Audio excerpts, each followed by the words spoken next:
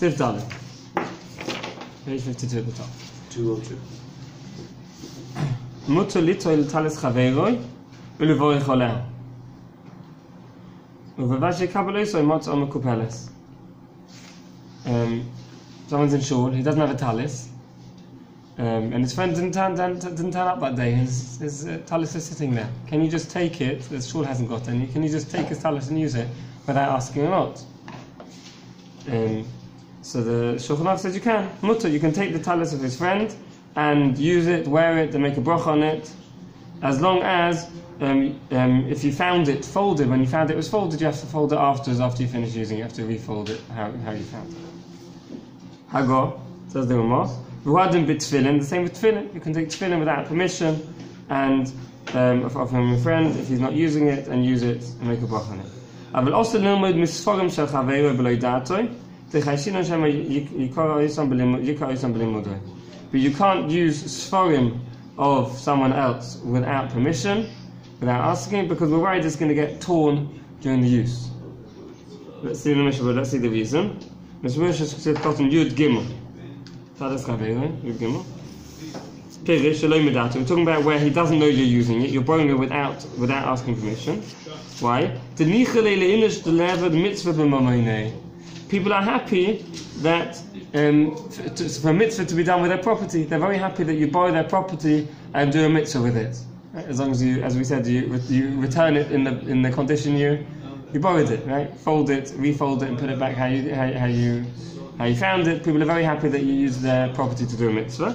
So the Mishnah dafka ba'akroi, aber b'kviz also. We're only talking about here as a once-off, but not b'kviz. People don't want you to use their property on a regular basis, even for a mitzvah without asking. So as a one-off, people don't mind that you borrow their things and use it for a mitzvah and return it. You're talking about specific frame, you say. What about like in the shul that have? We're talking about if there is the same idea. The shul specialism is there for everyone to use. That's definitely there's nothing to talk about. That was brought there by the shul for anyone to take and use. Give back where you found it. Yes. Just throw it in the cabinet. Right. Could be you found it that way. But here we're talking about someone else's. We're talking about someone else's. They've got a box in the shul. They keep their talis there. Does the definition of your friend mean anybody else who's attending the shul? When I say friend, I'm talking about anyone else. It doesn't have to be someone you know. So even if you don't know them at all? Correct. Someone else's talis. I don't know if it's an English word for... What if you know your fellow Jew? Fellow Jew. Is it possible that someone is makpid not this way? That if we know somebody is... If it's known that he's makpid, never, then of course you can't. Here we're talking about stam. Stumbling, some people genuinely don't mind. If you know about this particular person, he does mind. You did it once before and he shouted at you. It's like, do not touch. And do it again. Yeah. Oh, we're going to see that. Misha was actually going to mention this. Let's see. Let's continue.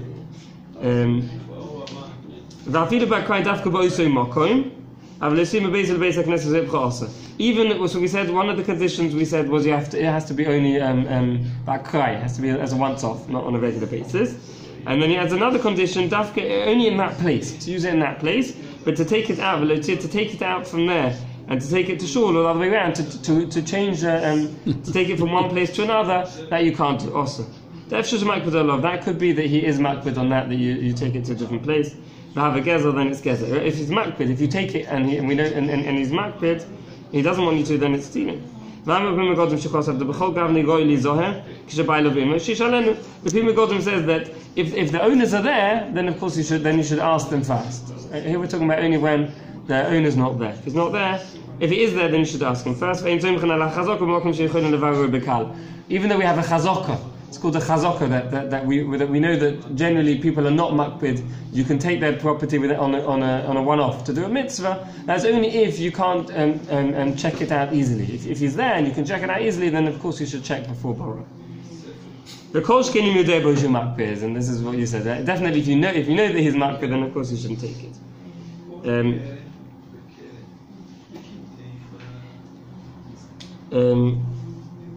Okay.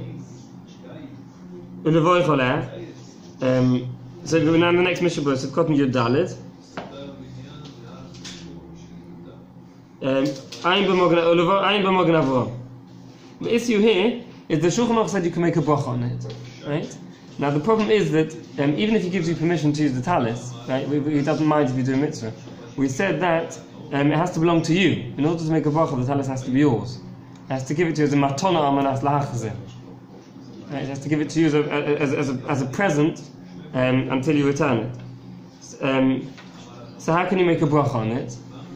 The Mogen Avraham says that really it's potter for making bracha, but you can make a bracha like we said, like women. Even though it's potter, you can choose to make a bracha, like women make a bracha on mitzvah sessions. Because of the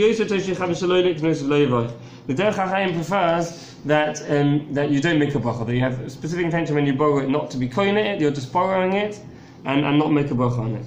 How do we paskin? It sounds like that's how the Mishnah paskin. So it means that afterwards. It's preferable to have kavanah not to be koina and to not make a bracha. Okay, in Sivkot Tezvav shekabel, so you have to fold it.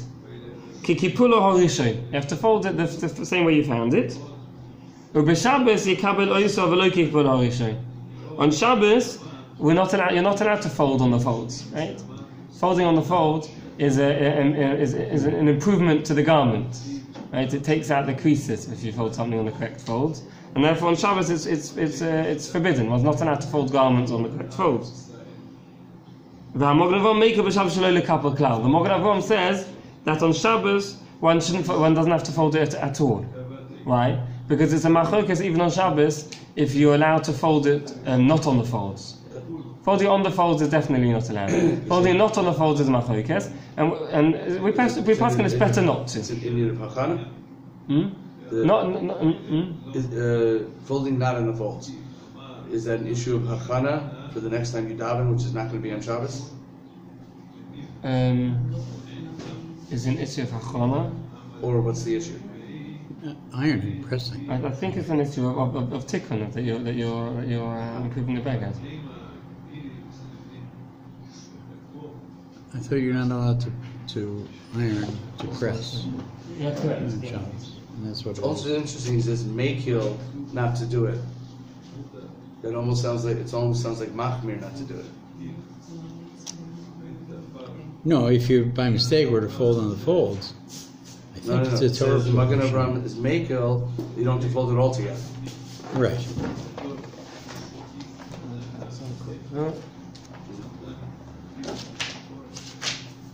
Kehilla on the idea that you have to leave it the way you found it, but he's machmir on the idea that you shouldn't fold it at all. It's interesting use the word Kehilla.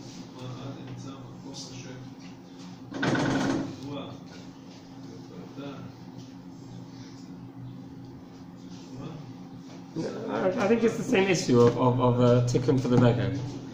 Okay, so on Shabbos one doesn't have to fold it at all. On Shabbos one can borrow the talis, and one doesn't have to fold it at all. Because why? Because to fold it on the folds is definitely not permitted. That you can't do. To fold it not on the folds is a chumrah. You can, but it's better not to.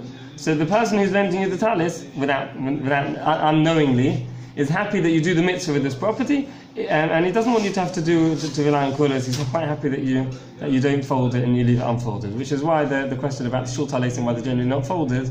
That's probably the reason, because people usually use them on Shabbos, right, and therefore they don't fold them when they put them back.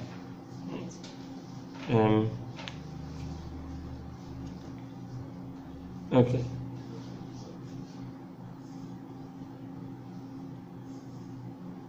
Fine. Where are we up to now? So Kotten Tes Zayin. Below that, I think now here we're talking about the Sforim now. Sforim, we said that one may not borrow Sforim without permission. Okay? Afilu ba'koi ba'alme. We're worried that he's going to use the sefer a lot and it's going to be torn out of too much use. So the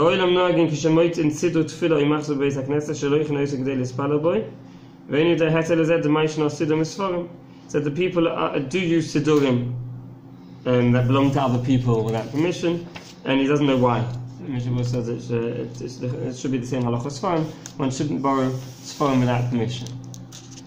I think the poskim do talk about now. It could be that it's changed nowadays. The sfarim are very are not very very inexpensive, and could be nowadays that they don't test as so often. Everyone uses once off, and they're very inexpensive. They print them in the millions now. Sfarim. Yeah, I think it could be people don't. There's change that people also don't mind with sfarim. If you use it again in the same place, return it how you found it as a once off. I think there's another factor is that you don't know from where the sefer came. As to say, if you went to your local bookstore and picked up the sefer, so it cost you $18, and the sefer got torn or somebody spilled something on it. So you buy a new sefer and replace it and apologize, right? And whatever notes you might have made in the sefer, they're lost.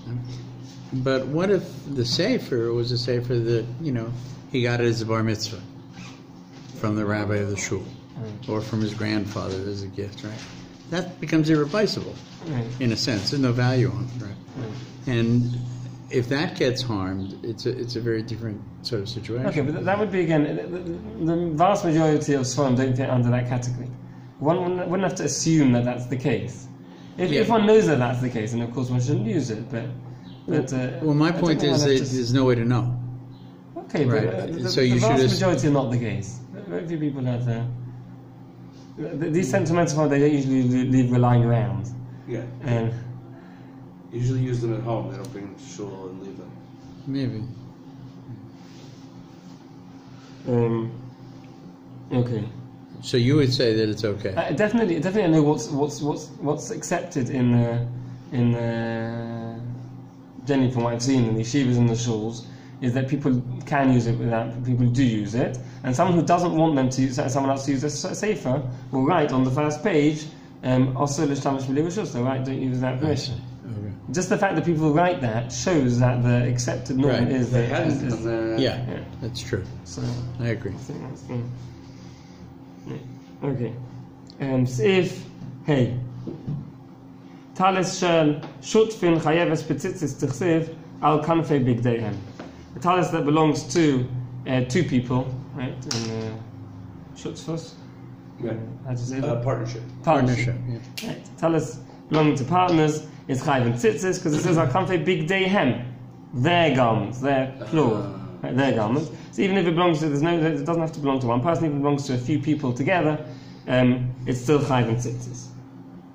Okay. So, but who's the beggar is chayav and tzitzis, or each person is mechoyim to put tzitzis on? Again, there's no chiyuv to put tzitzis on a beggar that is in the cupboard.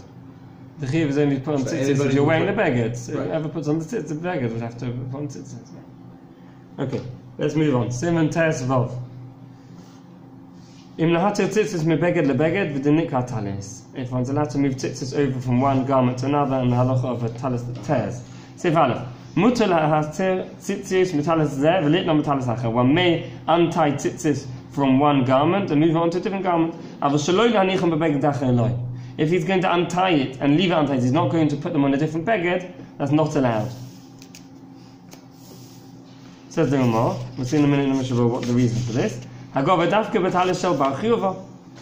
This is only the talis of someone who's chayiv in mitzvah tzitzis. If someone dies, one is allowed to untie the tzitzis from his talis, because obviously he's not going to wear it again. Says the Mishnah Berurah, let's just have a look at Mishnah Berurah Sivkotan Gimel. Mishnah Berurah Sivkotan Gimel. Beged acher eloi. Beged acher eloi Sivkotan Gimel. Ki yesh isur shemevazeh talis shel mitzvah bechinam. Why is one not allowed to untie tzitzis from a beged if he's not going to put it on a different beged? It's because there's an isur that he's being mevazeh the talis. He's denigrating the talis. A talis used for mitzvah bechinam for no particular reason, unless he has a good reason. What are the examples? Emotion is bala ha-talis. If the talis is worn out, or mutal ha-tzitzis yosef, then why not tie it? It's not for no reason. It's because the talis is worn out, and he wants to, right? Then he can remove the tzitzis. If he wants to sell the garment to a goy, Or if he wants to turn the talis into a garment without, he wants to reshape it into a garment that hasn't got four corners. Mutter little, and then he can remove it. If he wants to sell the talis to another Jew, then he's not allowed to remove the tzitzis. Also, even though the other Yisrael could, the person who buys it, could put on his own tzitzis, you're not allowed to do it because it's mevazah the talis, he's removing the tzitzis for no good reason. Another good reason why one would be allowed to remove it is if he's removing the tzitzis to replace them with tzitzis which are more beautiful. Because it's a beautiful mitzvah. If they're old tzitzis, and he's removing it to put on new ones. Or if one of the tzitzis, one of the strings is snapped, and he wants to, and there's only a kedei aniva left, like the minimum shear, and he wants to replace it. Even though the tzitzis are still kosher, one can replace it with tzitzis which are whole. We said it's a lechatchila should be whole if one can. I have two questions. Yes. One question is,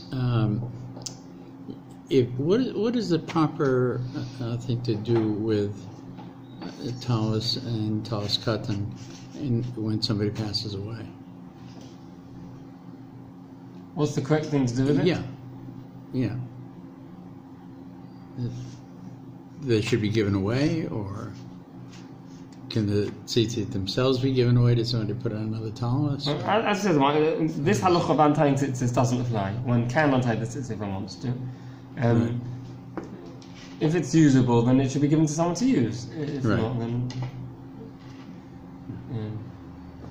It's a sensitive question. I never thought about it specifically before. Okay. And I had one other question. The intent is to put it on another talis. Yeah. Is there a time frame? That is to say, I'm going to put it on a talis the next time I have something that needs tzitzit, or I'm intending to put it on this talis tomorrow? It sounds like it's within a time frame. Excellent question. It doesn't say a time frame here. The tzitzit are in good shape, but the bottom is not. So you want to keep the tzitzit to put on the next bottom. Again, the talis is not in a good shape. The beged, the beged is not in good shape, but the tzitzit so we mentioned anyway. If the beged is not in a good shape, if it's worn out, that was the first reason we mentioned.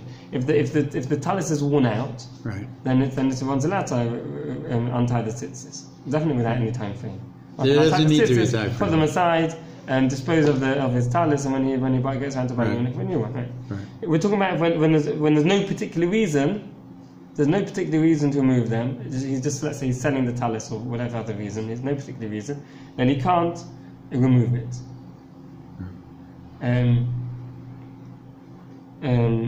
Unless he's going to put it immediately, he's going to put it on another talis. For there, you have the time frame. It could be that the intention is straight away, because if not straight away, then why are you untying it now? Wait. Right. I would imagine you should have to do it straight away. Okay.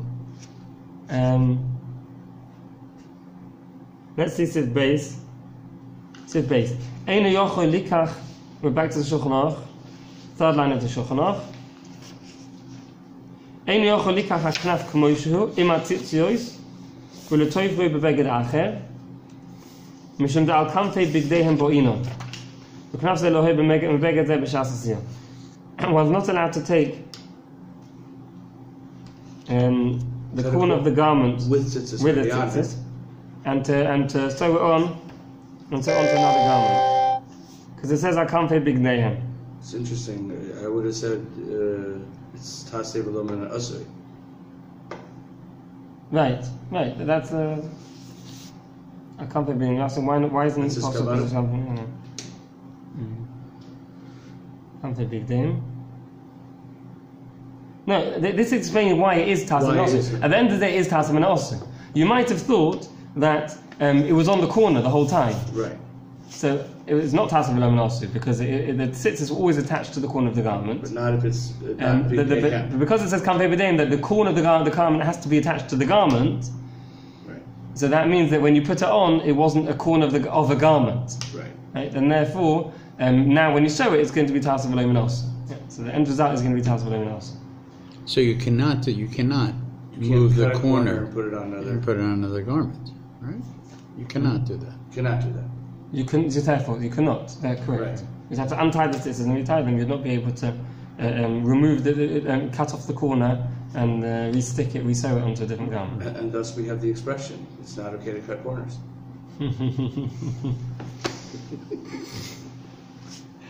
Fine. Maybe that's where it comes from. Maybe. Okay. Fine. Okay, let's stop here. Let's.